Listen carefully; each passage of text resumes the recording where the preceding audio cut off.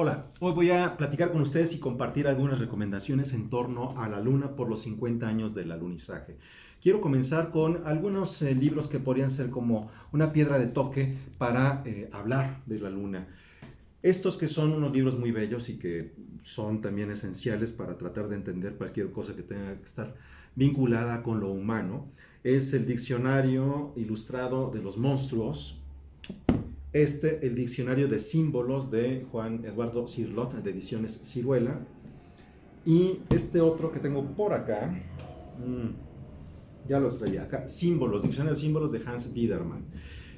Todos tienen algunos apartados en donde nos hablan sobre la luna, algunos vinculados con la fantasía, otros con lo arcano. Este habla sobre diferentes momentos de el pensamiento filosófico de algunas civilizaciones.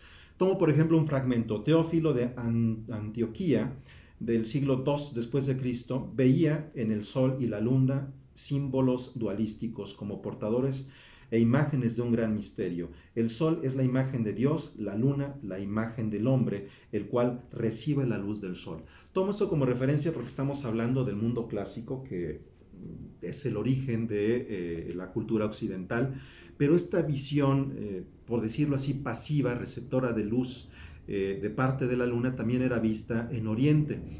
De hecho, en chino a la luna se le llama, y esto tengo que checarlo, es Quan Yin. Quan Yin tiene que ver con Yin, Yin Yang, Yin femenino, Yang masculino. Así era como es visto. De hecho, en la mayoría de las culturas del mundo, la luna es femenino. Muy pocas son excepcionalmente masculino. Bueno, estas son una muy buena recomendación para aproximarse a ello. Viene a ser el propedéutico para ver este libro que es maravilloso, muy bello. Llegó a México a finales del año pasado, en diciembre, cuando lo vi dije, este lo quiero. Y bueno, solamente esperé a que poder ahorrar y poder tenerlo. Este es La Luna, símbolo de transformación de Jules Cashford de Atalanta. Es un librazo, verdaderamente es bellísimo en todos los sentidos. Es una edición fabulosa, es un buen papel, es una gran impresión y nos habla de la luna vinculada con el agua, con el mar, con la vida, con la muerte, con la resurrección, con lo femenino, con lo masculino, con los animales. De qué manera hay también animales que están vinculados con la luna, no todos ven un conejo en la luna, etcétera, etcétera. Es profundamente extenso, riquísimo y es de esos libros para leerse lentamente por varios años y disfrutarlo depurado, de una manera depurada. Un excelente libro, por favor, ese no se lo pierdan. De ahí voy a otro libro de mitos del buen maestro Alfredo López Austin, El conejo en la cara de la luna, editado por Era en 1994. Tiene un par de apartados que están vinculados con la luna, tanto eclipse como la luna en el México antiguo. Por supuesto que hay una referencia muy clara a esta leyenda documentada por Fray Bernardino de Sahagún en el siglo XVI, que tiene que ver con la creación, cuando están los dioses en un tiempo mítico y celestial reunidos para ver quién tiene que inmolarse en una hoguera para convertirse en el sol. Nadie se anima y finalmente acepta un viejo dios enfermo y pobre y se avienta a la hoguera después de que algunos se habían rechazado. Cuando Quetzalcóatl dice va a salir por el poniente y sale el sol, le da envidia a otro dios, joven, fuerte, rico, ataviado también, en arreglos preciosos, se inmola también y de su cuerpo sale otro sol. Los dioses cuestionan que deba de haber tantos soles y entonces uno de ellos toma una liebre y con esa liebre apaga el brillo en el cuerpo del segundo sol y desde entonces ese sol se convirtió en la luna y por eso tiene un conejo. O por eso se ve un conejo. Eso también nos conecta un poco con la palabra México, o mejor dicho, Mexico, Mexico que es ombligo, en el ombligo de la luna. Y esto porque se dice que el lago de Texcoco tenía una forma de liebre o de conejo y en el centro se encontraba la ciudad de Tenochtitlan y de ahí viene el nombre del país que habitamos. Este es un libro maravilloso, habla de muchas otras cosas, también visiones de la luna contemporáneas en pueblos indígenas actuales y también habla sobre las diferentes visiones de inundaciones desde Gilgamesh, Noé, hasta los mayas. Algo de eso retoma eh, la película, la película Noé. Pero bueno, ese es otro tema. Continuando con mitología. Eh, ¿En qué momento la luna se convierte en una referencia escrita, en una inspiración o en un motivo literario? Bueno, fue hace mucho. La más antigua es de este autor, Luciano de Samosata. Él nació en Samosata, en un territorio que actualmente es Siria. Murió en el año 190 en Atenas y escribió que es Relatos Verídicos. Y verídicos en esta edición hermosa de Olleo, impresa en tipos móviles y bilingüe, porque también viene en griego. La palabra verídicos tiene que ver con la forma en la que él está discutiendo junto con otros griegos el momento de la verdad. Es decir, el sofismo es aquello que nos permite a través de palabras descubrir la verdad. Pero lo que decían algunos es que también con las palabras se puede mentir. Y esta es una crítica muy fuerte a otro personaje que es muy famoso, Heródoto, que escribió los nuevos libros de la historia, a quien acusaron en ese momento de tergiversar los hechos en favor de su escritura. Entonces lo que hace Luciano de Samosata es escribir tomando muchos elementos de la verdad, y entonces empieza a contar cosas descabelladas, por ejemplo, que la gente va a la luna, que allá hay una pelea con diferentes ejércitos, que hay algunos pueblos en donde las personas que habitan esos pueblos lunares nacen como frutos de los árboles. Es verdaderamente descabellado, pero la forma en la que está escrito hace suponer que todo es real. Y a eso se refiere esta obra de Luciano de Samosata, que él también escribió muchas otras cosas que fueron traducidas tanto por Erasmo de Rotterdam como de Tomás Moro. Es un libro bellísimo, si pueden consíganlo. Hay otras aventuras más que tienen que ver con la luna, pero solamente tomo a este autor porque, por así decirlo, estamos hablando de la ciencia ficción. Vamos a la poesía. La poesía estuvo vinculada también, la luna ha sido un motivo fundamental para la poesía y no es la excepción de el Inca Garcilaso de la Vega, en este libro hermosísimo que compré por solo 30 pesitos, me lo encontré en Guadalajara. Él habla de la luna como la hermana y la mujer del sol, y su reino y su trono tiene que ver con la plata, el sol con el oro, la luna con la plata. Ese tipo de figuras ahora pueden ser verdaderamente lugares comunes para la idea de poesía y la representación de la luna. Él vivió en Perú en tiempos de la colonia. Años después nace aquí en México Sor Juana Inés de la Cruz, y en su poema Primero Sueño habla sobre el sueño como esta capacidad para poder salirse de nuestros entornos y poder reflexionar desde fuera del planeta, desde las estrellas. Es un poema muy bello, y de manera particular en el segundo verso es donde van a encontrar ustedes referencias a ese sueño con el cosmos y con la luna.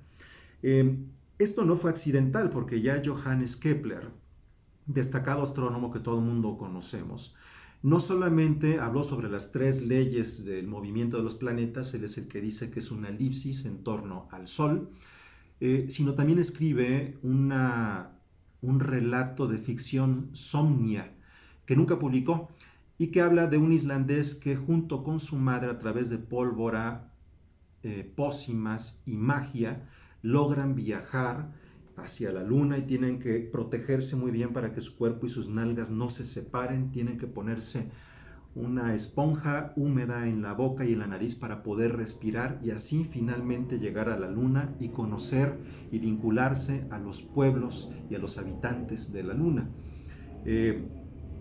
Esta novela tiene también algunas vueltas literarias, porque en algún momento pareciera que es el sueño de un hombre que se quedó dormido frente a un libro que había comprado en Frankfurt.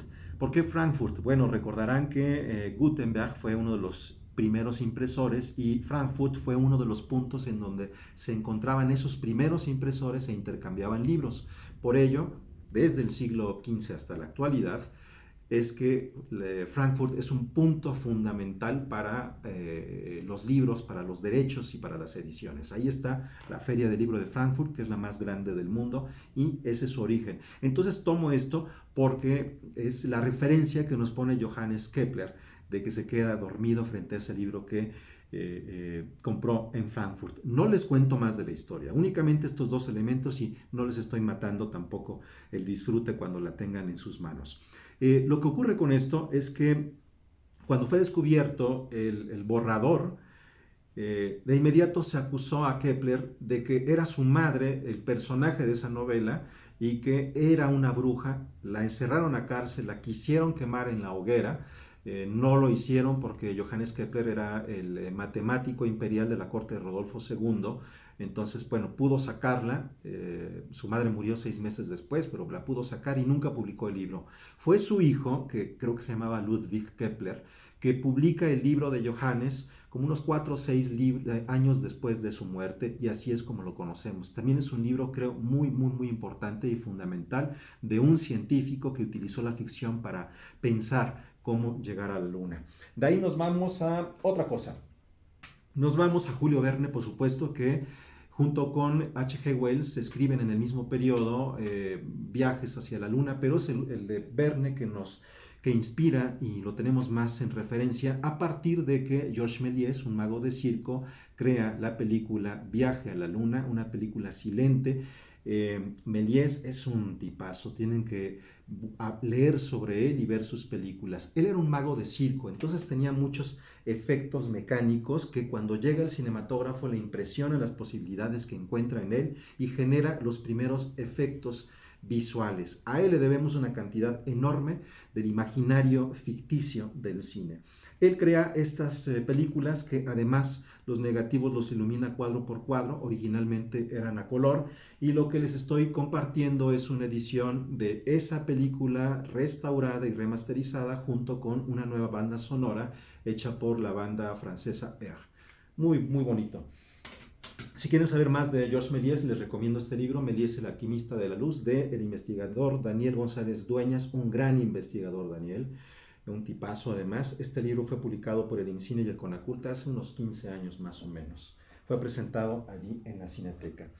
La historia de Johannes Kepler se las cuento porque tiene que ver con este personaje, Carl Sagan, y su libro Cosmos. Este es mi viejo libro de Cosmos. Imagínense, me lo trajeron los Reyes Magos, así que está viejísimo. Aquí es donde hay muchas historias que nos hacen referencia. Lo que hace Carl Sagan con esa habilidad de divulgador es conectar la historia, los mitos y la ciencia para aproximarnos de una mejor y gustosa manera al conocimiento de lo que está más allá de nuestra atmósfera. Entonces, Cosmos lo retomo porque Sagan decía que Johannes Kepler hizo la primera novela de ciencia ficción, y bueno, ya les compartí que eso no es cierto, es mucho antes, con Luciano de Samosata.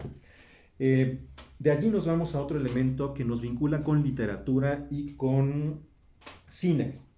2001, Odisea del Espacio, una película que se estrenó algunos meses antes del alunizaje, 1969, inspirada por el primer capítulo de la novela de mismo nombre de Arthur C. Clarke, un británico que trabajó con Stanley Kubrick, y cuando vio la adaptación que Kubrick estaba haciendo del primer capítulo de su novela que estaba él trabajando, le cambió mucho algunas ideas y transformó su propia novela. Lo que quiero decir es que aunque esta es una película muy, muy, muy, muy Stanley Kubrick, viene de la novela, de una novela en trabajo, y a su vez la novela se retroalimentó con la película.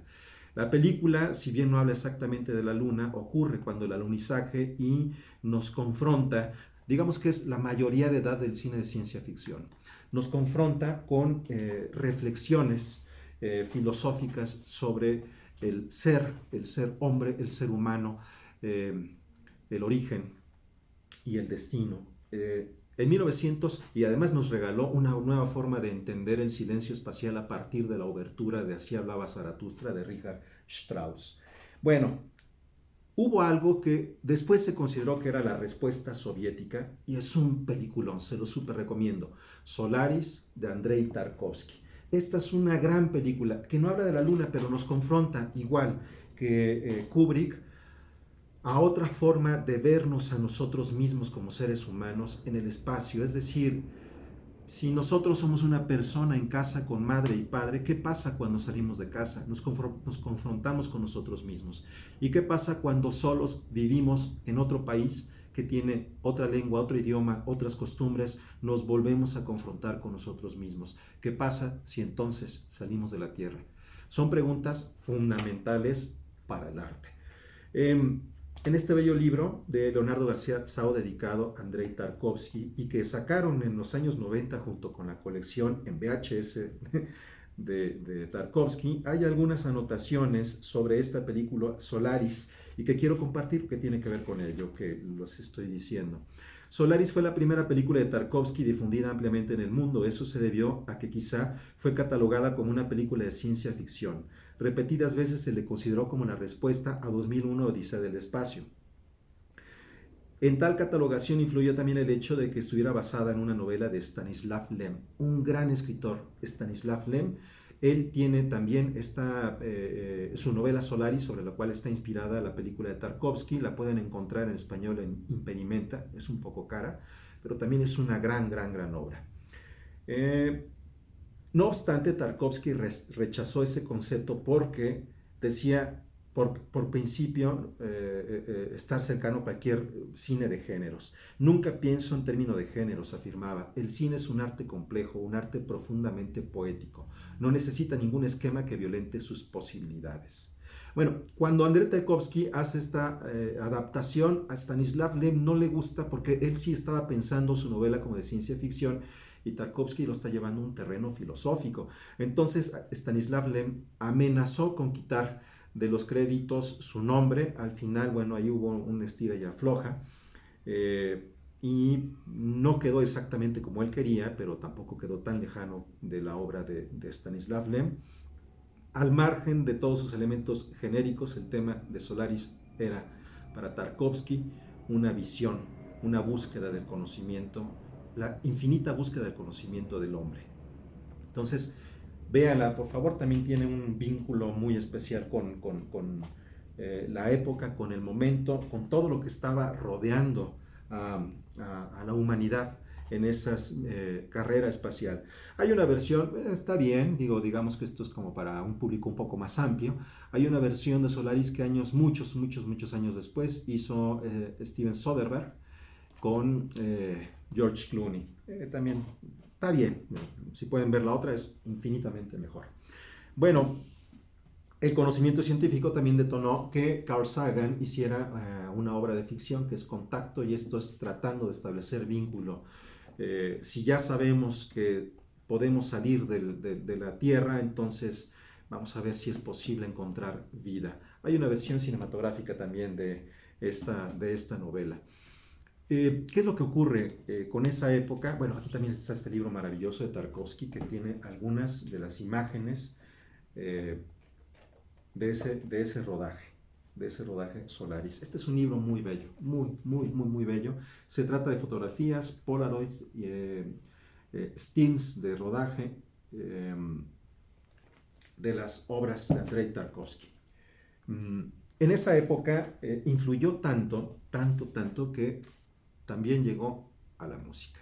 Aquí tenemos a David Bowie con su Space Oddity, un rolón.